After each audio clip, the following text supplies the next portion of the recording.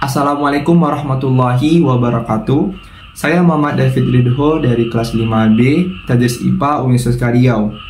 Saya akan membuat video micro teaching untuk memenuhi tugas mata kuliah biofisika dengan tema biooptik.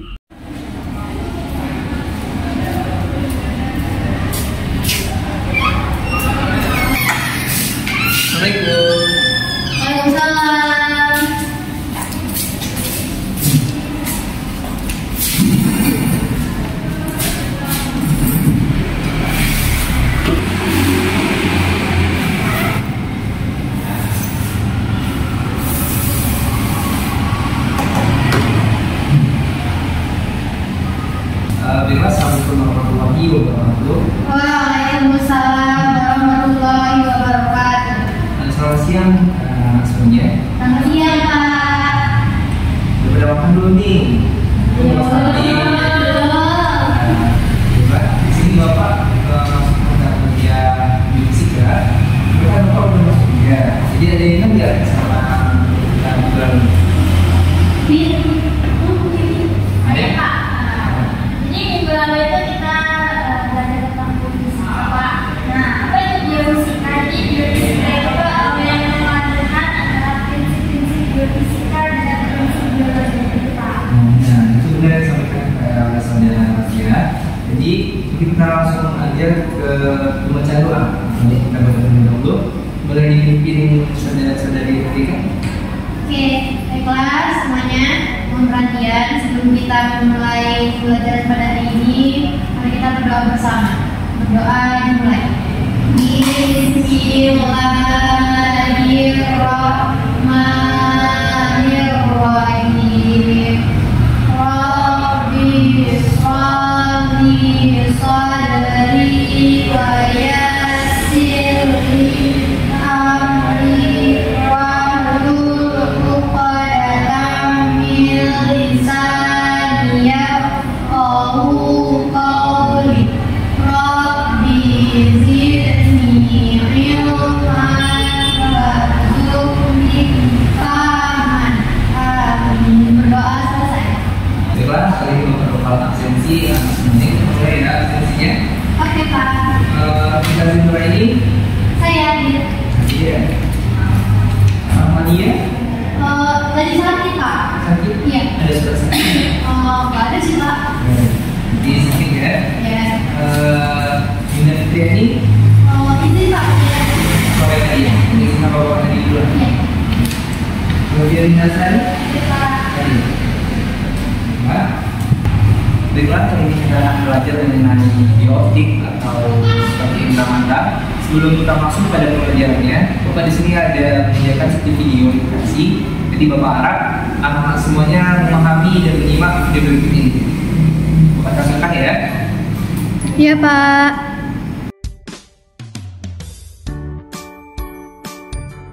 Jadi mata kita adalah indera penglihat kan, Nek? Kira-kira ukuran mataku berapa sentimeter ya, Nek?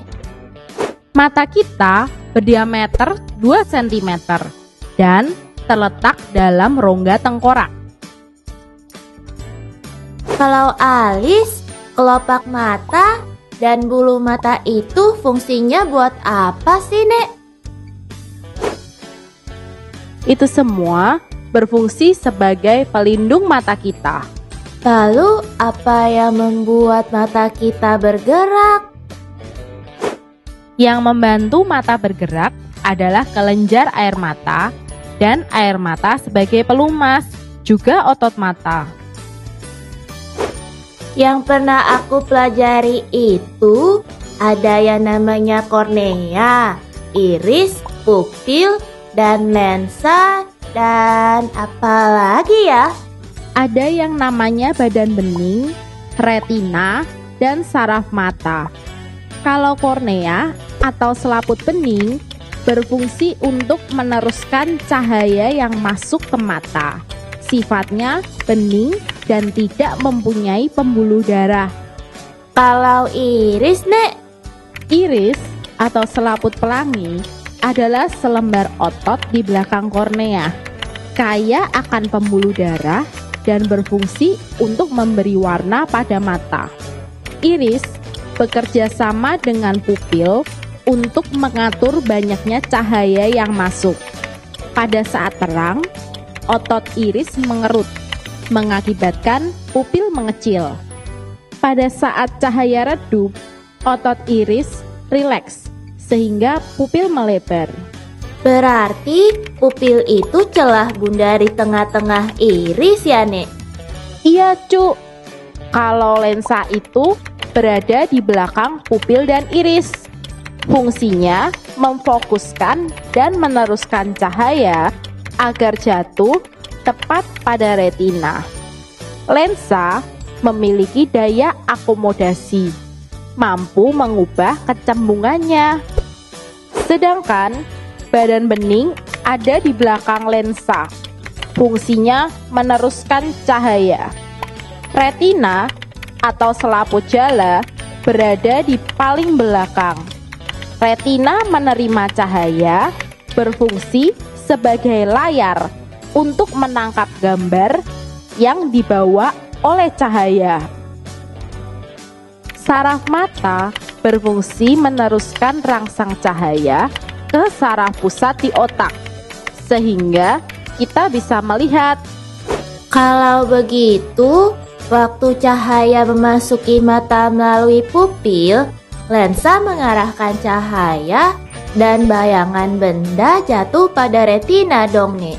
Iya, lalu ujung-ujung saraf penerima yang ada di retina menyampaikan bayangan benda ke otak. Otak memproses bayangan tersebut sehingga kita dapat melihat. Kemampuan mata setiap orang untuk melihat, kepekaannya terhadap cahaya itu berbeda-beda. Nek, tadi itu baru mata loh dari kelima panca indera kita. Lalu berikutnya coba lihat telingaku. Ya, masih ada 4 panca indera lagi kan? Kita lanjutkan di pelajaran berikutnya ya, Lula. Baik, Nek. Ayo teman-teman, kita maju ke pelajaran berikutnya. Setelah anak-anak semua memahami video yang Bapak berikan, pasti anak-anak semua sudah mengetahui tentang mata kuliah yang akan Bapak ajarkan. Ada nggak salah satu dari anak-anak semua yang ingin menyimpulkan terkait video yang Bapak berikan tadi? Saya Pak. Boleh, silakan. Jadi dari video tadi Pak, disimpulkan itu ada bagian-bagian mata. Jadi bagian-bagian mata itu yang pertama itu ada pupil, terus ada kornea Pak. Yang ketiga ada iris, ada lensa, retina, badan bening dan saraf. Nah, betul kali yang sudah dibilang. Jadi kita akan membahas mengenai alat panca indera yang mata. Kita masuk pada slide yang pertama, yakni definisi dari bioptik. Mungkin anak-anak semuanya belum tahu sih apa yang dimaksud dengan bioptik ini.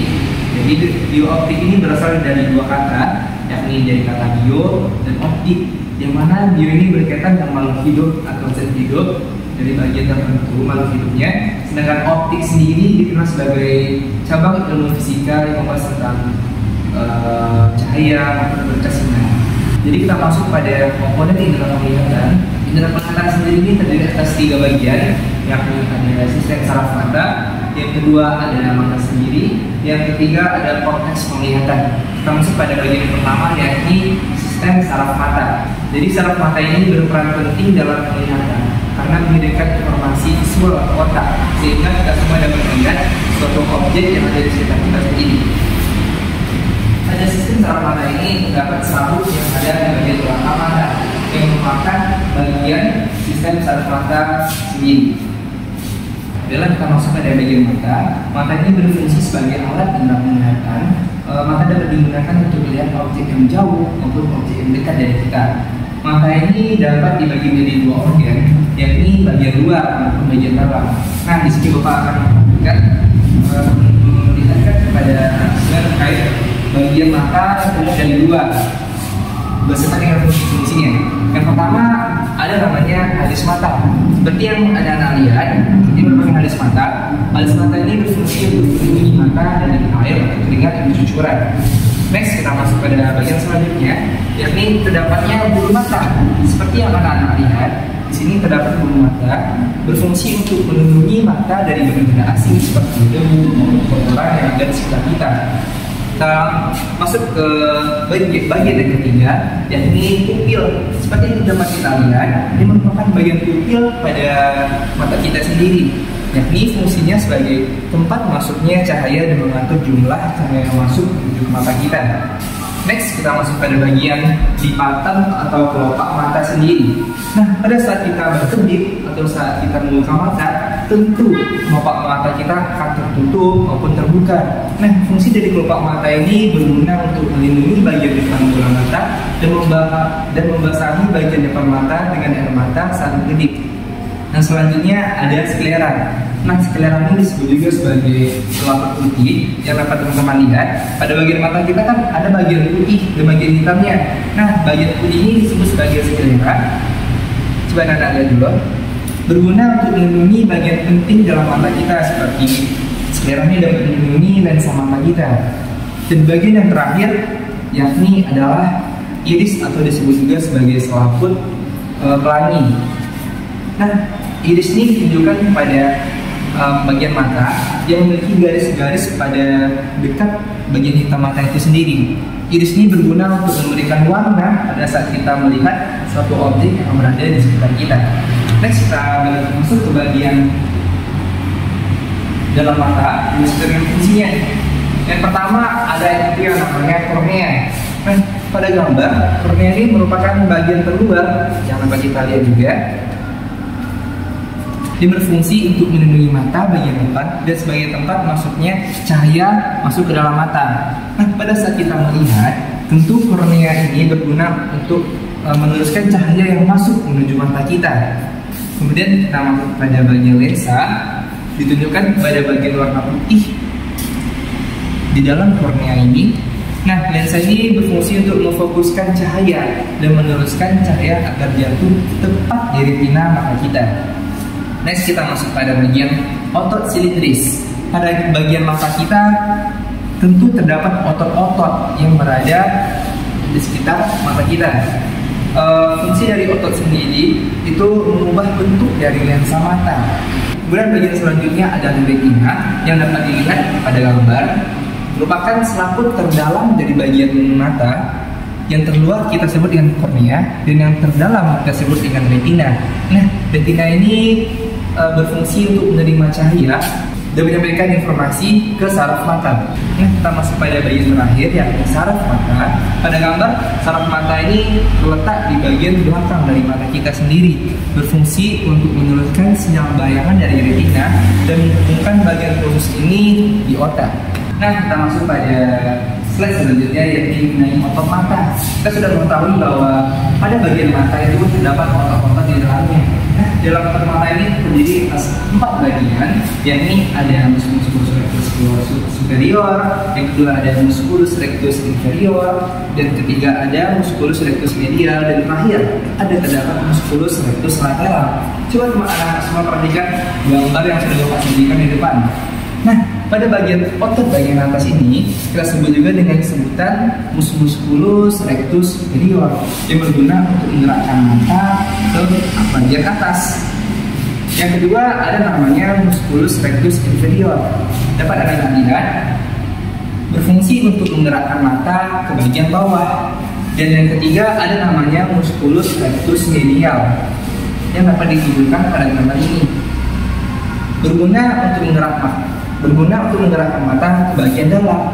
Dan yang terakhir ada namanya musculus rectus, dan terakhir ada namanya musculus rectus lateral, yakni pada bagian gambar ini, berguna untuk menggerakkan mata ke bagian sisi luar.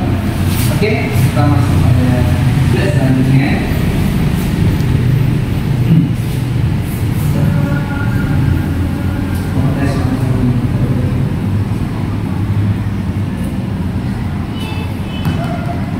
Kemudian kita masuk pada bagian korteks penglihatan, di mana korteks penglihatan ini merupakan bagian dari otak yang bertanggung jawab untuk memproses visual dari mata kita. Nah, pada gambar sendiri dia terletak di lobulus occipital. Ini bagian otak kita. Jadi globus hospital ini terletak pada bagian belakang mata kita, yang mana menerima sinyal dari retina melalui jalur visual. Oke, terus selanjutnya. Jelas sebelum kita masuk pada gangguan pada mata, kita harus mengetahui dulu seperti apa mekanisme pada mata sehat yang kita alami sekarang. Nah, mekanisme itu seperti halnya kamera, cahaya yang masuk dapat terlihat dengan jelas dan tepat. Itu dikarenakan cahaya ini jatuh tepat di retina mata. Tidak hanya itu, pupil yang bekerja sebagai jendela itu berfungsi untuk mengatur intensitas cahaya yang masuk menuju retina mata. Kemudian terdapat beberapa gangguan pada mata. Yang pertama yakni miopia atau disebut juga dengan rambut jauh. Miopia ini kesulitan melihat benda-benda jauh karena cahaya yang masuk ke dalam retina mata itu tidak tepat ke dalam retinanya, tapi berada di depan retina mata. Seperti yang kita dapat lihat pada gambar, ini retina mata, cahaya yang masuk ke dalam mata itu jatuhnya di depan retina mata. Kemudian gangguan yang kedua yakni ada namanya hipermetropia atau disebut juga dengan rambut dekat. Rambut dekat ini adalah kesulitan melihat benda dengan dekat secara jelas. Hal ini dikarenakan ketika cahaya yang masuk ke dalam retina mata itu jatuhnya di belakang retina mata, sehingga kita kesulitan melihat benda-benda secara dekat. Yang ketiga ada namanya presbiopia. Presbiopia ini rambut dekat dikarenakan usia lanjut, seperti kita sudah menginjak usia 40 maupun 50, maka mata kita akan mulai berkurang tingkat kejelasan dalam melihat satu bendanya. Kemudian ada namanya astigmatis atau mata selintis. Mata selintis ini dapat ditangani apabila kita menggunakan kacamata dengan lensa selintis. Nah, pada mata miopia itu dapat kita atasi dengan kita menggunakan kacamata dengan lensa negatif.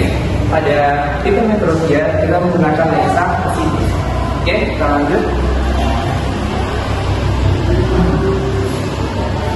Kemudian kita masuk pada penyesuaian terhadap terang mengelap dalam mata kita. Coba ditengok sekali ke depan dulu. Mekanisme penyesuaian terang atau cahaya pada kerucut dan batang terjadi perubahan di bawah pengaruh energi sinar disebut sebagai fotokimia.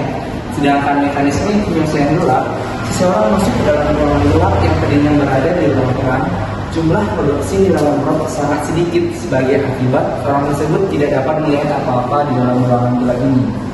Oke, kita masuk kemudian kita masuk pada teori tentang kornea. Di sini ada pada kornea. Apa sih dimaksud dengan kornea ini? Ini merupakan sel fotoreseptor di retina mata yang bertanggung jawab untuk melihat penglihatan warna. Terdapat 3 jenis kornea, yakni ada kornea biru, kornea hijau, dan kornea merah. Mari kita lihat di sini kornea berikut ini ya. Nah, di sini sudah terdapat kornea biru, yang mana kornea biru ini mempunyai kemampuan menangkap gelombang frekuensi cahaya antara 400 sampai 500 mikron. Berarti kornea biru ini dapat menerima cahaya ungu, biru maupun hijau. Yang kedua kita lanjut yang ini ada namanya kornea hijau.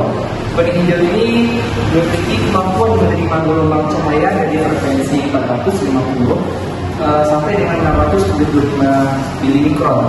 Jadi kornea hijau ini dapat mendeteksi warna biru, warna hijau, warna kuning, warna kuning, warna orange, dan warna merah. Yang terakhir ada namanya kornea merah. Nah, kornea merah ini dapat mendeteksi seluruh panjang gelombang cahaya, tetapi respon terhadap cahaya orange kemerahan sangat kuat daripada warna-warna lainnya.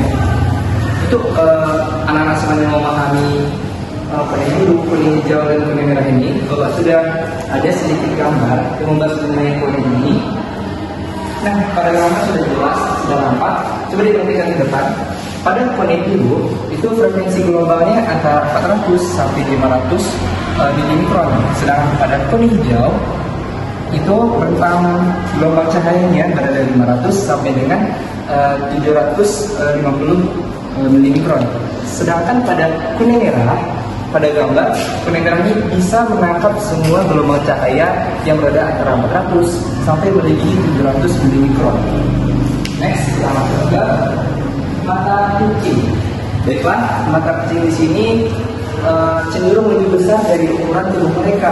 Kita dapat melihat dari gambar ini, terlihat mata kucing yang sangat besar, yang sangat indah untuk dilihat. Tidak hanya itu, bola mata kucing juga dapat bergerak secara independen, memberikan mereka kemampuan melihat dengan sudut pandang yang lebih luas dibandingkan dengan manusia. Nah, Bapak di sini sudah ada video terkait seperti apa kucing melihat dunia ini. Mari kita lihat ya.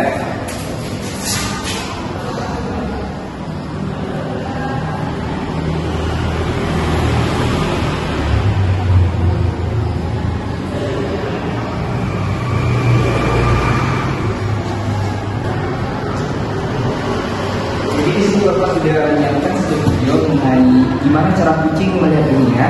Jadi anak-anak semua tolong lihat video ini dan nanti tolong ditanggapi ya. Kita putar video ini. Keberadaan mamalia menggemaskan yang satu ini cukup mudah kita jumpai dalam kehidupan sehari-hari. Selain dikenal akan kelincahannya dalam berburu mangsa, lompatannya yang mengagumkan, dan menjadi teman curhat yang setia buat para jomblo, keistimewaan kucing juga terletak pada kedua matanya.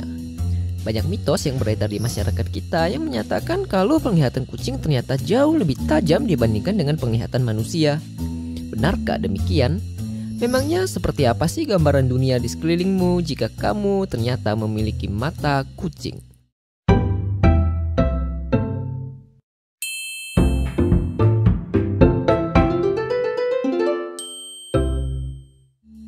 Pertama, buat kamu yang terinspirasi dengan film-film vampir di mana mata mereka mampu bercahaya dalam kegelapan, maka bersyukurlah memiliki mata kucing. Di belakang retina mata kucing ada sejenis lapisan bernama tapetum lucidum yang dapat memantulkan cahaya. Kedua, kalau kamu suka mengeluh tentang susahnya mencari HP ketika mati lampu, maka memiliki mata kucing mungkin adalah sebuah anugerah. Retina mata kucing mampu menerima intensitas cahaya yang lebih baik bahkan ketika penerangan sangat minim. Dengan kemampuan ini, kamu tidak akan kesulitan mencari benda-benda kesayangan dalam kegelapan. Ketiga, jangkauan penglihatan matamu akan menjadi lebih lebar. Bidang visual pada mata manusia hanya sebesar 180 derajat. Sedangkan mata kucing memiliki bidang visual yang lebih besar, yaitu 200 derajat. Kabar buruknya, memiliki mata kucing tidak selamanya menyenangkan. Kamu akan menjadi kesulitan membedakan warna. Warna merah akan terlihat seperti hijau, sedangkan warna ungu akan terlihat seperti biru. Hue dan saturation yang kamu amati juga tidak akan semenarik mata manusia normal. Selain itu, kamu juga akan mengalami rabun jauh. Memiliki mata kucing membuatmu sulit melihat benda-benda dengan jelas yang jaraknya lebih dari 6 meter. Sebagai bonus, mata kucing juga menyebabkan kamu kesusahan mengamati gerakan benda yang sangat-sangat lambat. Jadi, apakah kamu masih iri dengan kucing? Atau kamu mau jadi kucing? Atau bahkan kamu kucingnya?